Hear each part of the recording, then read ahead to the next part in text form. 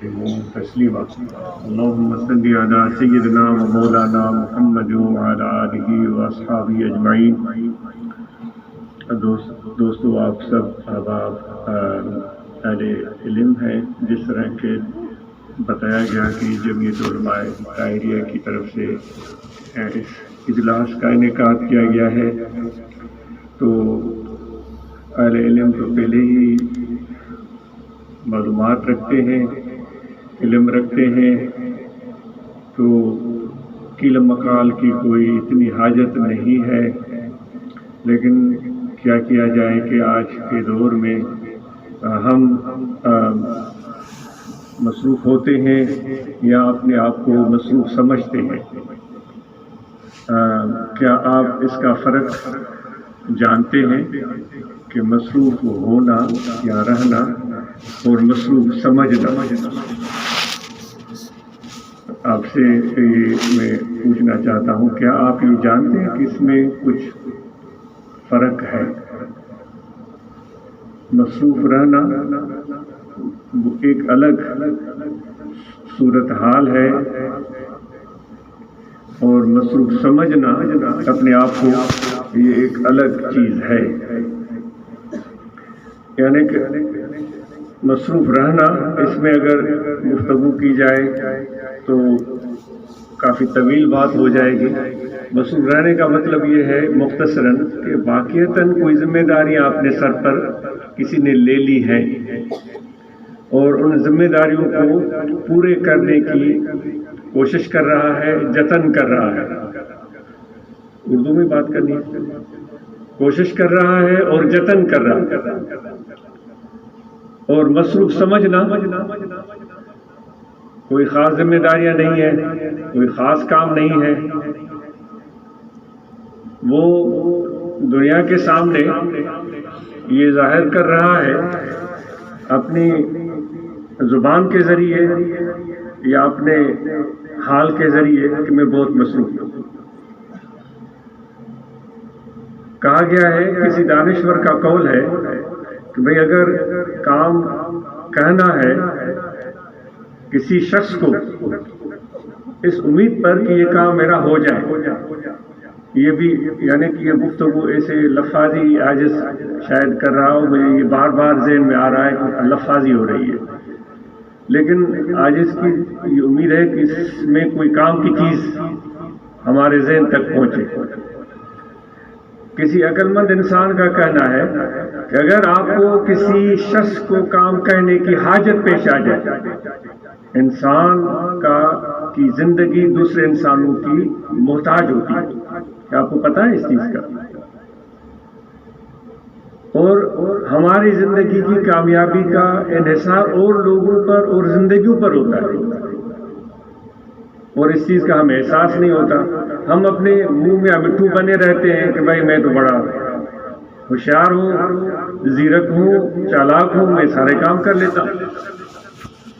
تو بہرحال یہ الگ ایک موضوع ہے، اس کو چھوڑ دیتے ہیں۔ اس پر آتے ہیں کہ کسی عقل مند انسان کا کہنا ہے اگر آپ نے کسی کو کام کہنا ہے، ضرورت پیش آ جاتی ہے کسی کو کام کرنے کی، اور اس امید پر کہ یہ میرا کام ہو جائے، ضروری نہیں ہے کہ کام ہو جائے، لیکن کچھ لوگ ایسے ہوتے ہیں جن پر زیادہ امید بنتی ہے بعض اوقات۔ حالانکہ انسان کی زندگی کا انحصار محنت پر ہوتا ہے، لیکن امید کا دامن بھی ہاتھ میں تھامے رکھنا چاہیے۔ تو کس کو کام کہا جائے گا؟ ایک وہ شخص جو مصروف رہتا ہے اور ہر وقت کام میں لگا رہتا ہے، دوسرا وہ شخص جو مصروف نہیں رہتا۔ اب بظاہر تو یہ سمجھ میں بات آ رہی ہے کہ اگر مجھے کام لینا ہے تو میں ایسے شخص کو بولوں جو مصروف نہیں ہے، ایسے شخص کو بولوں جو مصروف نہیں ہے، میں ایسے شخص کو بولوں جو فارغ ہے، تاکہ وہ اٹھے، نکل پڑے، بس پکڑے، ٹرین پکڑے، جہاز پکڑے اور میرے کام سے لگ جائے۔ ایسا ہے کہ نہیں؟ وہ پہلے ہی مصروف ہے، وہ کام میں لگا ہوا ہے، اس کو کام کرنے کی تک نہیں بنتی، وہ پہلے ہی وہ مصروف ہے۔ بظاہر یہ صورتحال نظر آتی ہے، کام میں اس کو کہوں جو مصروف نہیں ہے، فارغ ہے، لیکن عقل مند، کسی عقل مند کا یہ کہنا ہے، آپ اس سے اختلاف کر سکتے ہیں، میں بھی اس سے اختلاف کر سکتا ہوں، لیکن اس کی ایک بات ہے جو قابل غور ہے، اس کا کہنا ہے کہ اگر کام کرنا ہی ہے تو ایسے شخص کو بولیں جو مصروف ہے، ایسے شخص کو بولیں جو مصروف ہے، بجائے اس کے کہ ایسے شخص کو بولے جو کہ فارغ بیٹھا ہوا ہے۔ اس دانشور عقل مند انسان کا کہنا ہے کہ جو مصروف ہے اس کو کام بولے، شاید آپ کا کام ہو جائے، جو امید یہاں زیادہ بنتی ہے فارغ شخص کے مقابلے میں۔ انسان کی، یعنی یہ اس لیے کہہ رہا ہے، شاید اس لیے کہہ رہا ہے کہ ہم سوچتے ہیں اس پر، اس لیے شاید وہ کہہ رہا ہے کہ جو مصروف ہے اس نے ذمہ داریاں اٹھائی ہوئی ہیں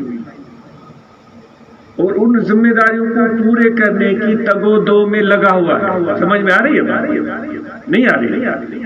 وہ اس تگ و دو میں لگا ہوا ہے، وہ اپنے ٹائم کو ضائع نہیں کر رہا ہے۔ جو فارغ بیٹھا ہوا ہے اس نے شاید کوئی ذمہ داری لی نہیں، یا ذمہ داری اس پر ڈالی گئی ہے تو اس نے کسی اور پر ڈال دی۔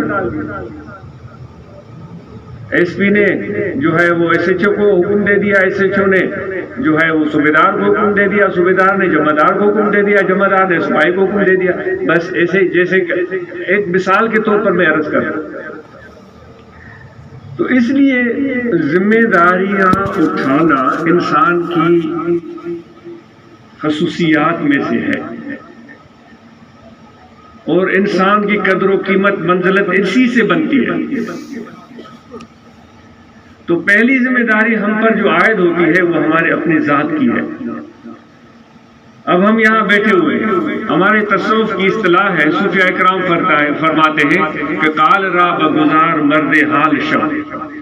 میں ابھی آپ سے یہ گزارش کر رہا تھا کہ گفتگو کرتے ہوئے شرمندگی ہو رہی، اور حقیقت ہے اتنے علماء بیٹھے ہوئے ہیں جنہوں نے کتنے اونٹ کتابوں کے پڑھے ہوئے ہیں، کتنے کتب خانے خالی کیے ہوئے ہیں، اب ان کے سامنے بولنا وہ تو سورج کو آئینہ دکھانے کے مترادف ہے، وہ کچھ بات بنتی نہیں۔ لیکن میں اس لیے عرض کر رہا ہوں کہ وہ جو پہلی بات عرض کی گئی تھی کہ آج ہم مصروف رہتے ہیں یا اپنے آپ کو مصروف سمجھتے ہیں، ان دونوں وجوہات کی بنیاد پر ہمارے پاس ٹائم نہیں ہے۔ جو مصروف ہیں، جنہوں نے ذمہ داریاں اٹھائی ہوئی ہیں، وہ پھر بھی ٹائم نکال لیتے ہیں، لیکن ہم جیسے لوگ جو مصروف اپنے آپ کو مصروف سمجھتے ہیں ان کے پاس ٹائم ہی نہیں ہوتا۔ بھائی آپ ابھی آئیں، ابھی ہو جائے، ابھی ملاقات ہو جائے، ابھی دعا ہو جائے، ابھی ملنا ہے، ابھی عرض کرنا ہے، یعنی کسی کے پاس میں گیا ہوں تو میرا یہ طریقہ کار ہو سکتا ہے، بھائی مجھے پیچھے بھی جانا ہے، دیر ہو رہی ہے۔ تو یہ چیزیں اس وجہ سے مشکل بن جاتی ہیں کہ یہ ایک دن میں تو آدمی کسی سے استفادہ کر نہیں سکتا۔ آپ آئے ہیں چند گھنٹوں کے لیے اور پھر آپ نے واپس جانا ہے، اور پھر جب آئیں تو بھائی ہمیں سب چیز یہاں مہیا ملے، بھائی وہ جس سے ملنے آئے وہ بھی موجود ہوں، اور بھی درمیان میں اور لوگ بھی کتنے سارے آ جاتے ہیں وہ بھی موجود ہوں، کھانا پینا بھی ہو، رہائش بھی ہو، یہ ساری چیزیں، یہ لوازمات ایسے، یعنی اس مختصر سے وقت میں یہ ساری چیزیں شامل ہو جاتی ہیں۔ تو اس لیے میں عرض کر رہا ہوں کہ یہ، اور دوسری مصیبت یہ ہے کہ اس طرح گفتگو سے کام بنتا نہیں۔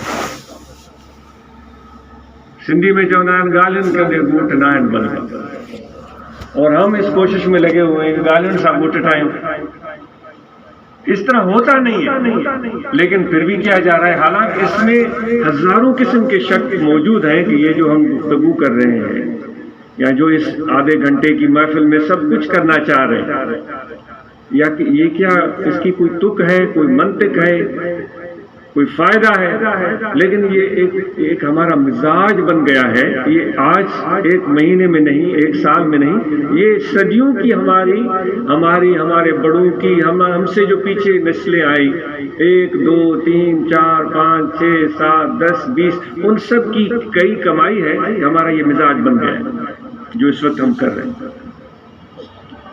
تو اس لیے دوستو، سیکھنے کے لیے یہ صورتحال مناسب نہیں ہے۔ وہ جو میں نے شعر کہا کہ کال را بگزار مرد حال شو، یعنی گفتگو کو چھوڑ دو، مرد حال شو، مرد حال. اب تصوف کے جاننے والے موجود ہیں، آج اس کو تو اتنا اس کا عبور نہیں ہے اس پر، لیکن ایسے سوچتے ہیں ہو سکتا ہے کچھ اس میں سے کام کی بات نکل آئے. مرد حال کون ہوتا ہے؟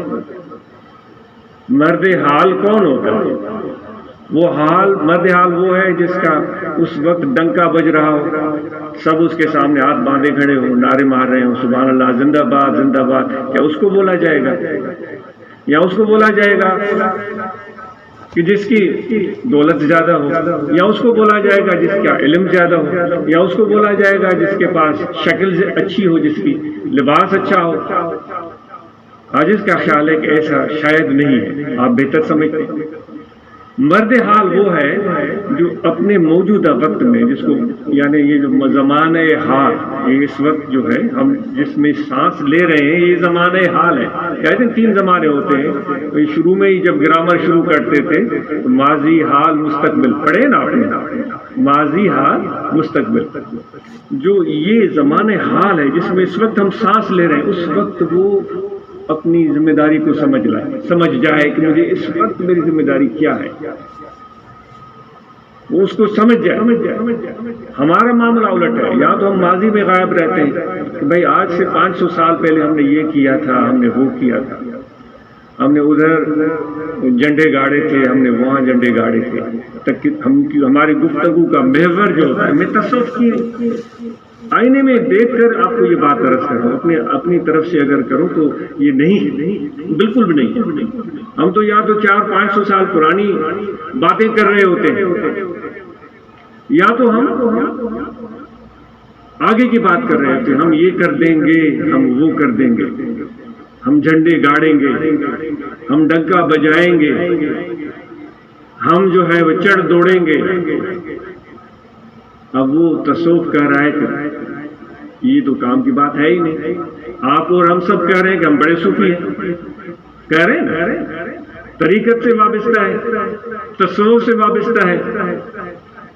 اور جو ہماری گفتگو ہو رہی ہے تقاریر کے ذریعے، جو ہم بڑے محل ہوائی تیار کر رہے ہیں اپنے گفتگو کے ذریعے، ہوائی معاف کیجیے گا ہوائی لفظ کاٹ دیں، ہم جو محل تیار کر رہے ہیں لوگوں کے سامنے اپنے الفاظوں کے ذریعے، ایک تخیل، ایک تصور ان کے ذہنوں میں بٹھا رہے ہیں، وہ آج اس وقت کا تو ہے نہیں، وہ تو ہے مستقبل کا. تصوف کہہ رہا ہے کال را بگزار مرد حال شو، صاحب حال. ہم چھوٹے ہوتے تھے نا، ایک فقیر کے بارے میں کہا جاتا تھا، دین پور کا تھا، بچل حال، بچل نام تھا غالباً. وہ ہم پوچھتے تھے بھائی حال کیا ہوتا ہے، تو کہتے تھے وہ ایسے ہی، یعنی وہ آنکھیں بند کرتا ہے، وہ پھر کسی کیفیت میں چلا جاتا ہے. جب بعد میں تھوڑا بہت کتابوں کو کنگھالا تو وہ حال نہیں ہے، وہ تو کچھ اور تھا، وہ کیفیت ہو سکتی ہے. حال جو ہے وہ یہ ہے مرد حال. ہو سکتا ہے میں غلط ہوں، آپ صحیح کیجیے گا، مجھے میری اصلاح کر دیجیے گا. مرد حال وہ ہے جو اس وقت اس کی ذمہ داری بنتی ہے اس زمانے حال میں، اس کو وہ سمجھ لے، اس کو پورا کر کے دکھائے. اب اس زمانے حال میں ہماری ذمہ داری کیا بن رہی ہے کہ ہم اپنے آپ کو ٹھیک کریں، اپنے آپ کو درست کریں، اپنی نیت کو درست کریں. پہلا کام تو حضور علیہ الصلوۃ والسلام نے فرمایا عملوں کا مدار ہی نیت پر ہے. اس وقت فوری جو ہم کام کر سکتے ہیں چٹکی بجاتے، حالانکہ میں نے پہلے عرض کیا کہ ایسے ہوتا نہیں ہے. کبھی کسی جن بزرگوں کی آپ بڑے جو ہے وہ سر اور لے سے ہم اور آپ کسے سناتے ہیں کہ اس طرح کیا، پھر اس طرح کیا، پھر اس طرح کیا، ان بزرگوں نے تو اس طرح چٹکی بجاتے ہوئے فیض حاصل نہیں کیا تھا. انہوں نے تو اپنے درستگی اعمال اور کردار پر زمانے بتا دیے تھے. ابو الحسن خرقانی کو دیکھیں، وہ اپنے مرشد کی وفات کے بعد کئی سال دعا یزید بستامی کی درگاہ پر جاتے رہے، کئی سال. تو دوستو اب بات یہ لمبی ہو جائے گی، مجھے کہ وہ یہ قلق ہو رہا ہے، تو بس اس کو محدود کرنے کی کوشش کرتے ہیں کہ اس زمانے حال میں فوری طور پر اگر کوئی کام کر سکتے ہیں. پتہ نہیں آپ کس ارادے سے آئے، مجھے تو پتہ نہیں، اور آپ کو میرا پتہ نہیں عاجز کس ارادے سے آئے. ہے نا، یہ تو خدا جانتا ہے یا آپ جانتے ہیں، میں اپنے لیے کہوں کہ میں جانتا ہوں یا میرا خدا جانتا ہے۔ فوری طور پر چٹکی بجاتے ہوئے اگر کوئی کام، یہ حضور علیہ السلام کی مہربانی ہے، ان کی عنایت ہے، انہوں نے بتا دیا ہے کہ بھئی پہلے نیت ہے۔ اس وقت چٹکی بجاتے ہوئے اگر کچھ کام کر سکتے ہیں، وہ یہ ہے کہ ہم نیت کو درست کریں۔ اس وقت جو کام کرنے کا ہے یا سیکھنے کا ہے یا پانے کا ہے، اس کو حاصل کرنے کے لیے ہم بالکل نیت بھی کر لیں اور یکسو بھی ہو جائیں۔ اس وقت اگر فوری طور پر باقی رہے جو مرحلے ہیں، وہ پھر ترتیب وار آدمی پورے کر سکتا ہے۔ تو میں نے عرض کی تھی کہ جو مصروف آدمی ہے اس کو کہا جائے، کس لیے کہا جائے کہ وہ ذمہ داریاں اٹھا رہا ہے، وہ آپ کو نظر آ رہا ہے۔ جو فارغ بیٹھا ہوا ہے اس نے تو کوئی ذمہ داری اٹھائی ہوئی نہیں ہے، تو دانشور عقل مند کہہ رہا ہے کہ اگر کام کہنا ہے بھائی مجھے پانی جو گلاس تو بھرے دے، یا مجھے بابا کپڑا استری کرے دے، ہاں جے اساں جڑے کہ خطیب کے منہ جڑے وائز کے کیر چوے ہاں وہ کتے استری کرا، وہاں مجھے پٹکے جو بر خراب تھی میں استری کے کھڑا انہیں کہ وہ چاہوں سے مجھے مطلب تقریر کرنی ہے، مجھے نماز پڑھانی ہے، میں وضو کرنا تو وجہ جی چو انہیں رومی صاحب جی کہانی مطابق گدڑ مرغے کے ککڑ کے مرغے کو بولا تھا کہ بھئی اذانیں تو بہت ہو گئی، آ جاؤ نماز پڑھنے۔ تو اس نے کہا بھئی ابھی اگر ٹائم ہوا تو میں اذان دیتا ہوں، تو اکیلے کیوں ہم پڑھیں، کوئی جماعت اکٹھے ہو تو پھر پڑھتے ہیں۔ تو رومی صاحب نے بڑی شاندار، رومی کو ہم تو ایسے ہی مزے لینے کے لیے پڑھتے ہیں، اس کی گہرائیوں میں جاتے ہی نہیں۔ رومی کی بات میں جو گہرائیاں ہوتی ہیں اس میں ہم جاتے ہی نہیں، لوگوں سے داد وصول کرنے کے لیے کسے سنا دیتے ہیں، ایسا ہونا نہیں چاہیے۔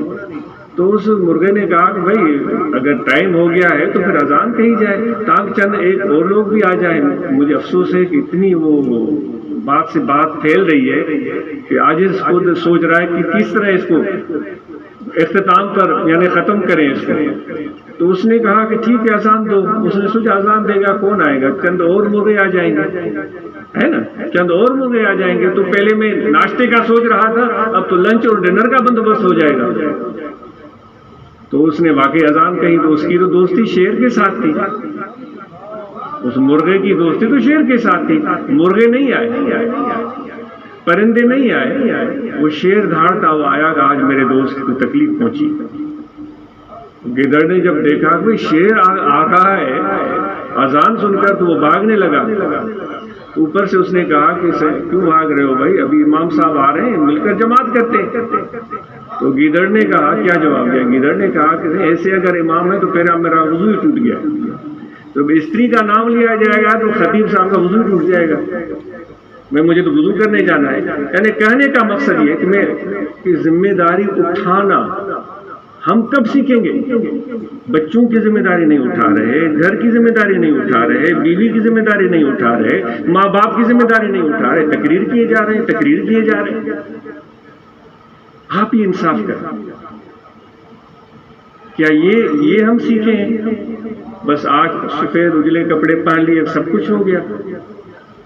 میں عرض کر رہا تھا وہ تصوف میں تو ایسے شخص کو نہیں قبول کیا جاتا۔ اب آپ یہاں آئے ہیں تصوف کی بنیاد پر، طریقت کی بنیاد پر، وہ کہہ رہے ہیں کہ مرد حال بنے۔ تو اس وقت موجود ذمہ داریاں ہیں، پھر آگے جو حال آئیں گے اس میں جو ذمہ داریاں بنیں گی، یعنی کہ کل کی بات چھوڑیں، اس وقت کی بات کریں۔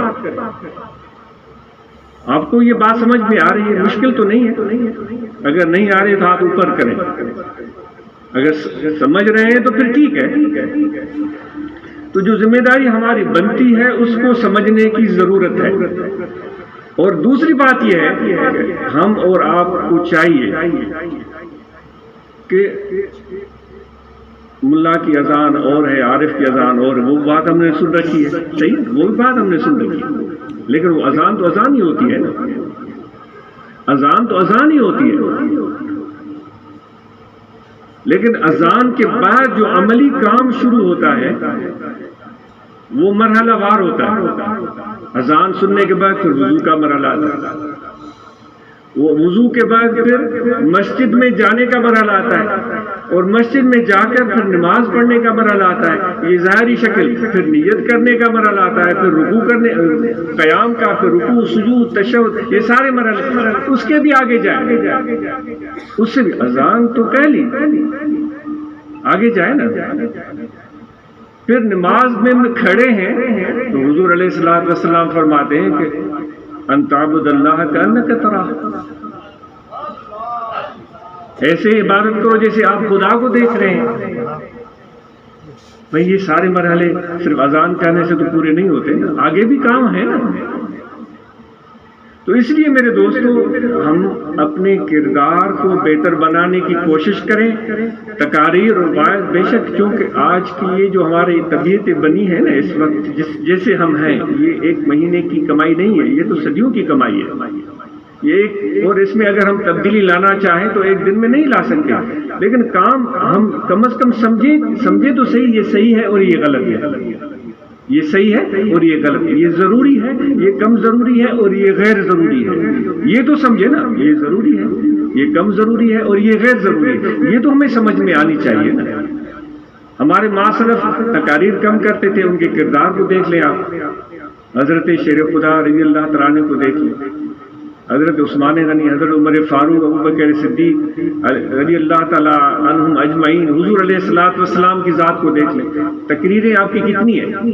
کفار کو کون سی تقریریں آپ نے فرمائی تھی؟ ایک ہی تقریر، شاید آپ بہتر جانتے ہیں، عاجز تو کم علم رکھتا ہے. مشہور تقریر آپ کی ہے کہ وہ کوہ صفا پر کھڑے ہو گئے، آپ نے لوگوں کو بلایا اور چند جملے بولے. ایسے ہے یا نہیں؟ آپ نے فرمایا کہ کیا آپ کا میرے بارے میں کیا گمان ہے یا نہیں ہے؟ اس طرح کیا فرمایا؟ آپ کا میرے بارے میں کیا گمان ہے؟ کوئی ہم میں سے ملا مولوی کھڑے ہو کر لوگوں کے سامنے بول سکتا ہے آپ کا میرے بارے میں کیا گمان ہے؟ پھر ہم کہیں گے نہیں بھائی وہ تو نبی تھے. پھر تو دل کھوٹی ازر گھڑا، دل کھوٹی ازر گھڑا. حضور علیہ الصلوۃ والسلام نے گفتگو شروع کرنے سے پہلے اپنے آپ کو سب کے سامنے رکھ دیا. ہے ہم نے کبھی سوچا اس پر؟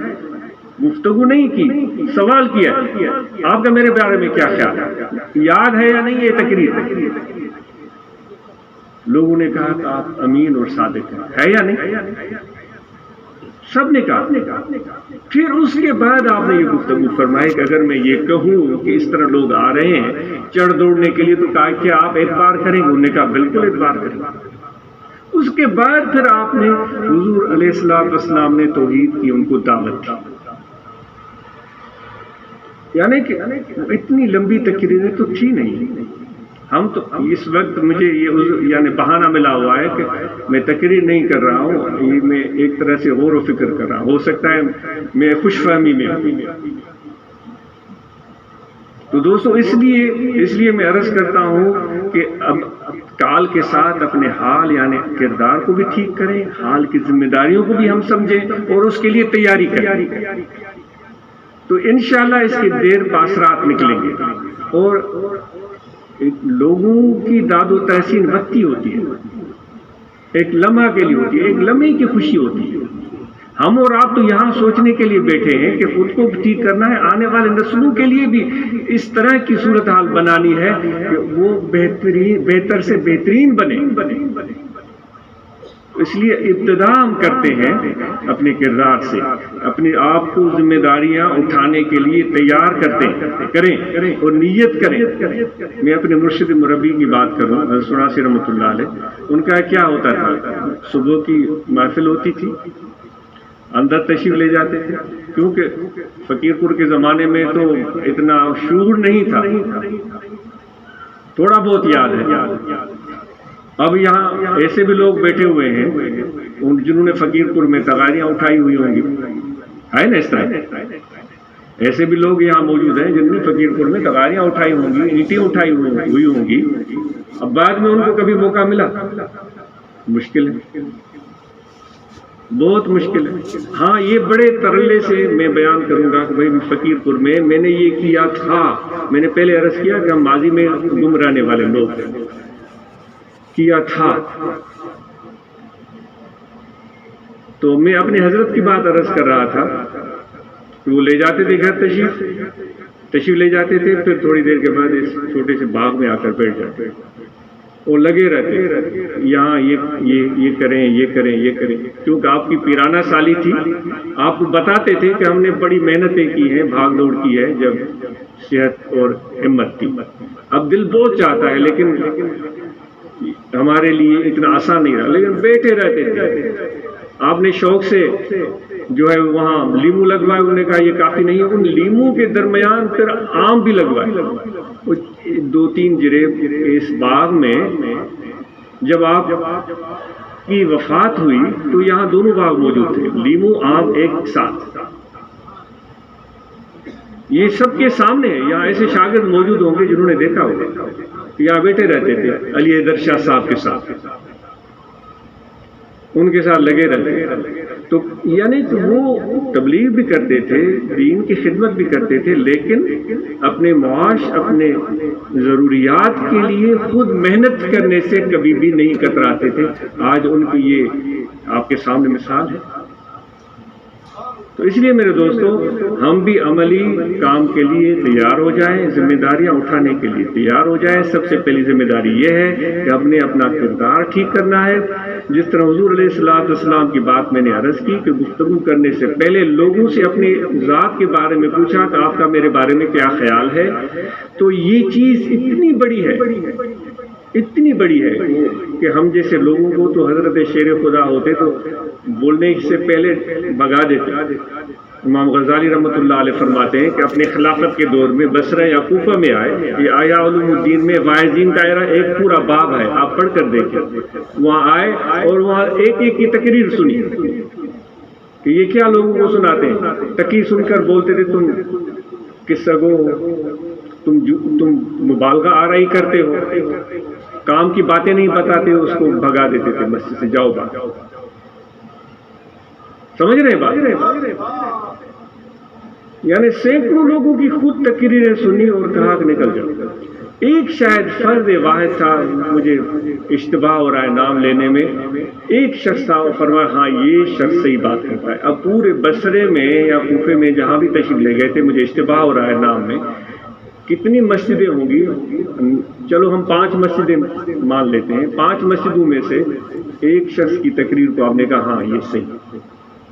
تو اس لیے میرے دوستو، ہم اور آپ اپنے کردار کو ٹھیک کریں۔ انشاءاللہ جب یہ کام شروع ہوگا تو یہ پیغام جو ہے نا مرشد کامل کا، یہ محبت کا پیغام، یہ ذکر اللہ کا پیغام، یہ دعوت، یہ تبلیغ ایسے بڑھے گی کہ آپ اور ہم اور ہماری آنے والی نسلیں بھی اس سے فائدہ حاصل کریں گے۔ یا ہجوم تو اکٹھے نہیں کرنا ہے، ہم نے اپنی زندگیوں کو بہتر بنانا ہے۔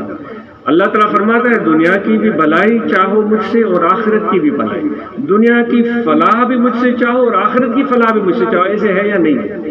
یہ تو خدا نہیں فرما رہا ہے کہ نہیں آخرت کے پانے کے لیے تم دنیا کو اجاڑ دو، کہیں بھی نہیں فرما۔ اس لیے یہ ایک چیلنج ہے جس کو ہمیں پورے کرنے کی ضرورت ہے، معاف کیجیے گا۔ تو اب کردار کو بہتر بنانے کی ضرورت ہے، اس کے بعد پھر معاش کو۔ میں نے ابھی عرض کیا کہ ہمارے حضرت یہاں جا کر خود کام کرتے تھے اور خود محنت کرتے تھے، اور ان کو دیکھ دیکھ کر ہمیں بھی یہ شعور ملا کہ بھائی اس کے بغیر کوئی چارہ نہیں۔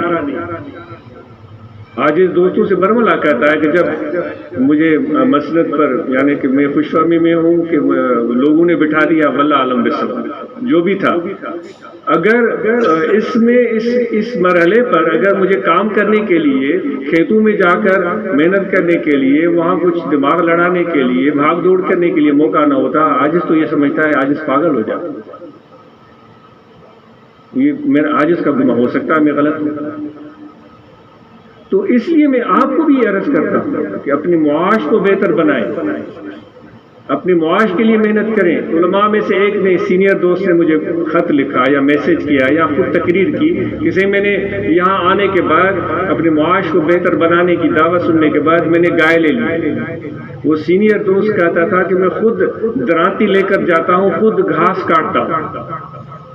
تو یہ حضور علیہ السلام کو ہم نے یہ کتنے تاریخ کی کتابوں میں یہ کام کرتے ہوئے، گھر کے کام کرتے ہوئے، گاٹھیاں چنتے ہوئے، مہمانوں کو کھانا کھلاتے ہوئے کتنی مرتبہ پڑھ چکے ہیں۔ اپنے معاش کو بہتر بنائیں، اپنے کردار کو بہتر بنائیں، اور اس کے ساتھ ساتھ جو طریقہ کار آپ کو ہمارے مرشد کامل کی زندگی میں نظر آتا ہے وہ ہمارے لیے بہترین مثال ہے. اور کوشش کریں کہ اصلاح ہو. آپ کا تو ہے ان اريد الا الاصلاح ما استطعت، میرا تو کام ہی اصلاح کرنا ہے. خدا ہمیں سکھا رہا ہے نا، خدا ہمیں سکھا رہا ہے. اصلاح لڑائی جھگڑے سے ہوتی ہے کیا؟ یا کسی کے ساتھ مناظرہ کرنے سے، مناقشہ کرنے سے ہوتی ہے کیا؟ اصلاح تو ہے ہی صلح سے لیا گیا. صلح حدیبیہ، آپ نے سنا کہ صلح حدیبیہ میں کیا ہوا تھا؟ جتنی کڑی شرائط تھی وہ تو دشمنان اسلام کی تھی، کفار کی تھی، قریش مکہ کی تھی، اور وہ کڑی شرطیں انتہائی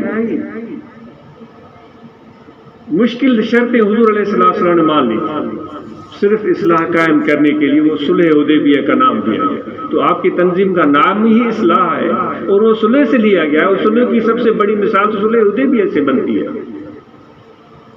تو اس لیے میرے دوستوں، مناقشہ اور مناقضہ لڑائی سے کبھی بھی وقتی تاریخ ہو جائے گی اور واہ ہو جائے گی. وہ لوگوں کو تو تماشا چاہیے. ہم تماشبین تو بہت اچھے ہیں، من حیث القوم ہم بہترین تماشبین ہیں. کہیں بھی ہمیں تماشا، جب میں اپنے آپ کو دیکھ رہا ہوں میری طبیعت کچھ ایسی ہے، تو کہیں بھی تماشا نظر آئے تو پھر مزہ آتا ہے. وہ تک باعث کہہ رہا ہوتا ہے کہ میں تو بڑے زمین آسمان کے ڈونگرے برسا رہا ہوں، لیکن لوگ تو تماشا دیکھ رہے ہوتے. عموماً یہ ہوتا ہے، ایک کی وہ وائز سننی پھر دوسرے کے وائز میں چلے گئے. تو اس لیے میرے دوستو، ہم اور آپ ان چیزوں پر کوشش کریں. مجھے امید ہے کہ ان جو نکات کو سمیٹنے کی مجھے ضرورت نہیں ہے، کیونکہ آپ اہل علم ہیں، اور جو بھی بات کمی بیشی ہوئی ہو وہ مجھے معاف کریں. اور اس حوالے سے ہماری بحیثیت جماعت کے فرد یہ ذمہ داری بنتی ہے کہ جو مرشد کامل کا پیغام ہے وہ لوگوں تک پہنچائیں. ہاتھ بھلے اوپر اٹھائیں اگر دل چاہتا ہے. بارک اللہ. اور ہم اور آپ سب کو شجرہ عالیہ یاد کرنا چاہیے. شجرہ عالیہ یاد کریں، مناجات بھی یاد کریں، اور شجرہ عالیہ اور مناجات کو پڑھنا اپنے معمولات میں شامل کریں، اور وہ فیض اپنے سینے میں مرشد کامل کے سینے سے حضور علیہ السلام کا آتا ہوا محسوس کریں.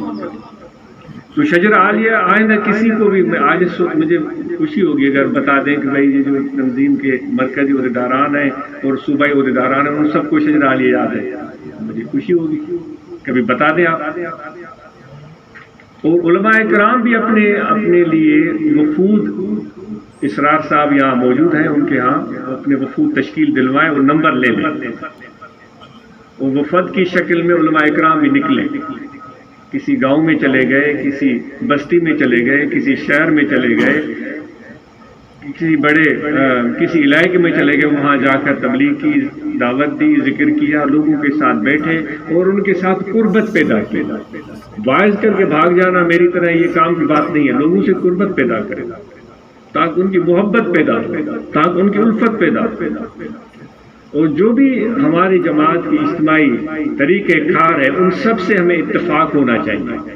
وہ فرد واحد کا یہ طے شدہ کام نہیں ہوتا، اس میں ایک مشاورت اجتماعی فیصلے، اور جماعت کا جو بھی طریقہ کار ہے اس کے ہم پابند ہیں، اس کے حدود اور قیود میں رہ کر اپنا کام کریں. اور اسی طرح یہ تو آپ کو بلوایا گیا، آپ تشریف لے آئے، لیکن کبھی بھی اپنی محبت کے ہاتھوں خود بھی آ جایا کریں. اور پھر یہ ہے کہ یہ اس میں صرف یہ ہو کہ ہماری یہاں حاضری ہو، یہاں صحبت کا موقع مل گیا تو الحمدللہ، اگر نہیں بھی ملا تو مرشد کی دربار پر آنا، وہاں پر بیٹھنا. اور حضور پیر قریشی رحمۃ اللہ علیہ فرماتے تھے نا، وہ ان کے ایک دوست کی کیفیت یا اپنے مرید کی کیفیت فرماتے تھے کہ مرشد کی گھر کی دیوار سے مجھے فیض ملتا، اس سے مجھے فیض ملتا. کسی مرشد کے طرف سے کوئی بکری کسی کو عنایت کی گئی تو وہ کہتا تھا کہ وہ بکری جب مرشد نے واپس لی تو وہ رو رہا تھا. تو مرشد نے فرمایا، پیر قریشی رحمۃ اللہ علیہ کا ہی واقعہ ہے کہ بھائی بکری تو ہم نے دی تھی، اب واپس لے رہے ہیں تو تم رو کیوں رہے ہو؟ کیا بکری واپس نہیں لوٹانی؟ اس نے کہا حضور یہ بات نہیں ہے، بکری تو آپ کی ہے، آپ لے لیں، لیکن یہ بکری جتنے دن میرے پاس رہی ہے اس سے مجھے فیض ملتا ہے۔ تو اس لیے آپ آئیں یہاں، فرمائشیں نہیں ہونی چاہیے کہ یہ نہیں ہوا وہ نہیں ہوا، آپ مثبت سوچ لے کر آئیں، یہاں رہیں، خدمت کریں۔ میں نے عرض کیا نا، پہلے تغاریاں اٹھاتے تھے، اب کیوں نہیں اٹھاتے؟ پہلے خدمت کرتے تھے، اب کیوں نہیں کرتے؟ حضور علیہ السلام نے تو اپنے خلفاء راشدین کے ساتھ وہ جنگ خندق کے موقع پر وہ خندق بھی کی کھدائی بھی کی تھی اور پتھر بھی اٹھائے تھے۔ سنایا آپ نے؟ سنایا نہیں سنا؟ تو ہمیں ہمارے ہاتھوں پر کون سی مہندی لگی ہوئی ہے کہ ہم سے کام کیوں نہیں ہوتے؟ یہاں آئے، خدمت کریں، رہیں، لوگوں کی جوتیاں سیدھی کریں، دربار کی صفائی کریں، رہیں، تو اس سے فیض ہی ملے گا۔ انشاءاللہ یہ طریقہ کار رہا تو اس سے ہمارے اندر بہتر تبدیلی آ سکتی ہے۔